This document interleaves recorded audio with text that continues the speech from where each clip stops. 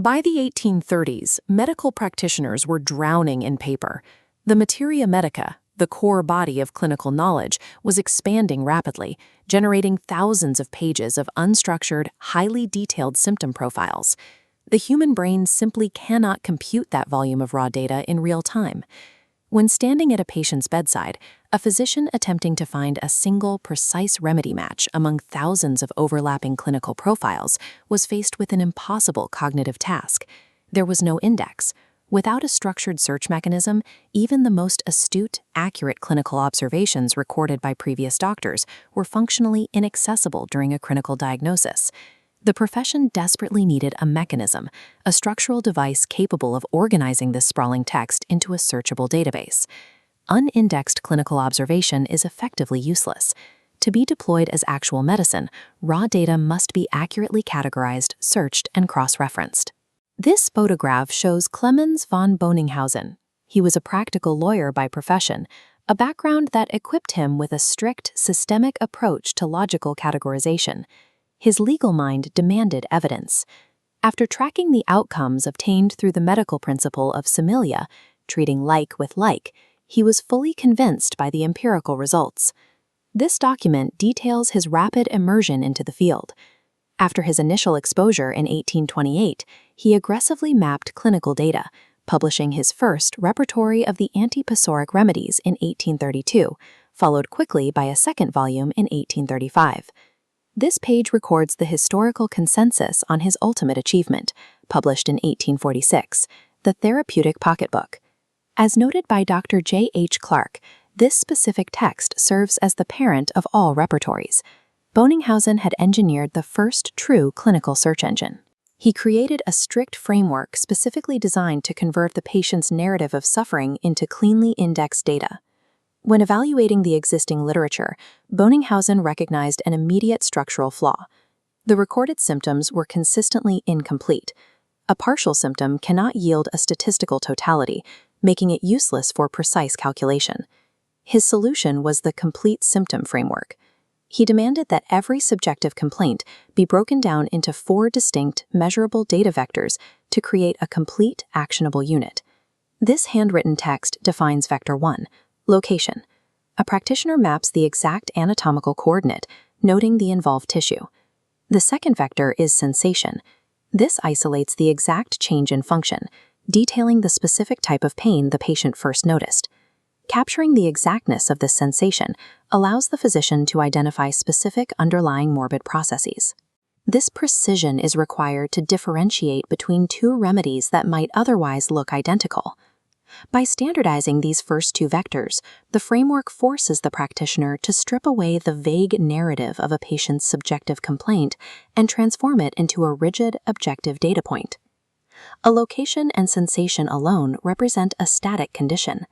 In reality, every symptom is highly dynamic, qualified by factors that constantly modify it. This page introduces Vector 3, Modalities. These track specific factors causing or modifying the symptom. Vector 4 is the Concomitant. These are the unexplainable attendant symptoms occurring alongside the main complaint, acting as markers that individualize the case. These are the data points most frequently missed. Patients regularly forget to mention concomitants simply because they do not consider these strange secondary details worthy of a doctor's attention. This passage quotes Dr. Roberts, emphasizing their crucial role. He points out that location and sensation are never enough. It is the concomitant, the peculiar or accidental feature, that actually differentiates one remedy from every other option. Location and sensation define the baseline geometry of the disease. Modalities and concomitants individualize the specific patient, completing the final parameters needed to execute a precise query. Even with perfectly structured queries, early practitioners hit a severe data scarcity problem. What do you do when a specific modifier, like a pain that worsens in the cold, has been clinically observed in a patient, but the historical texts do not have that exact modifier recorded for that specific anatomical location? Boenninghausen resolved this gap with a massive conceptual leap, the doctrine of analogy. He reasoned that local modalities and sensations pertaining to one specific part of the body are not strictly isolated. They can be abstracted and treated as general characteristics of the whole person. This text outlines that core logic. To complete a symptom profile, the local modalities and sensations pertaining to one single part should also be applied to other parts of the body. Because of its expansive nature, this principle is formally classified as the doctrine of grand generalization. Abstracting modifiers away from specific anatomical locations solved the data scarcity problem. By decoupling these variables, Boenninghausen increased the clinical utility of each recorded symptom, applying a single modality observation to the patient's entire profile. One final hurdle remained: massive data overlap.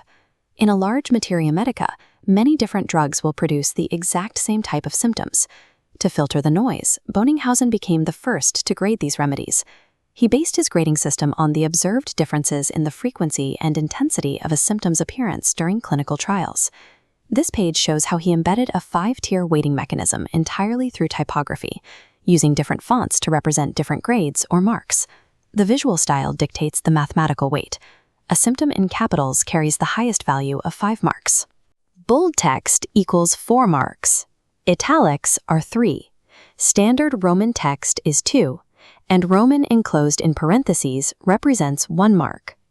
These typographical marks provide a strict quantitative method to evaluate which remedy has the strongest historical correlation with any specific symptom query.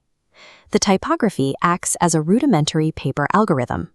It allows practitioners to mathematically calculate the highest probability remedy across intersecting variables without a computer. This photograph shows the physical reality of the 19th century clinical setting. To be useful at the bedside, amidst these actual remedy bottles, Boenninghausen's philosophical bedrocks had to dictate the physical layout of his book. This list maps the book's specific 7-part architecture, breaking human disease down from mind and intellect all the way through to the relationship of remedies. The layout is a physical manifestation of the grand generalization. Sensations and modalities are completely segregated into their own isolated chapters, deliberately decoupled from the parts of the body. Stripping the data apart like this created a highly compact cross-referencing tool. It allowed the doctors to pinpoint relevant symptom rubrics far faster than reading through a massive linear textbook. This forced separation requires the physician to manually reconstruct the complete symptom by pulling data points from different sections of the book, enforcing a totally unbiased, systemic analysis of the patient. This text details the final critical chapter, the concordances. Rather than mapping symptoms to drugs, this section maps the relationships and affinities existing directly among the medicines themselves. Including this remedy concordance and evaluation layer allows a practitioner to trace the underlying network of the Materia Medica, supporting a much deeper understanding of how treatments interact. Boenninghausen's methodology demanded strict discipline.